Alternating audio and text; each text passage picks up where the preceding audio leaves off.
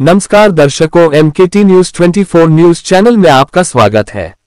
Vasai railway station अब बनेगा mega terminal. Bhajpa नवनिर्वाचित विधायक राजन नाइक ने केंद्र सरकार व प्रधानमंत्री नरेंद्र मोदी का आभार व्यक्त किया है। तो आइए एक नजर डालते हैं इस खबर पर। नमस्कार।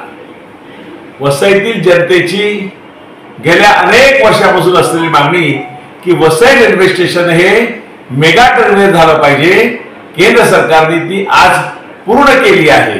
मी केंद्र सरकारचे, आदरणीय मोदीजींचे, आदरणीय वैष्णवजींचे आणि आपल्या सर्वांचे लाडके खासदार आदरणीय डॉक्टर हेमंतजी सवरा यांचे मनापासून आभार व्यक्त करतो। ह्यामुळे लोकलची संख्या जी आज 3200 धावते आहे ती 3500 पर्यंत जाणार आहे। त्याचबरोबर थ्रू ट्रेन इथून सुटतात त्याची संख्या ही 100 पर्यंत आणखी वाढू शकते। त्यामुळे मी या सरकारचे मनापासून आभार व्यक्त करतो। धन्यवाद।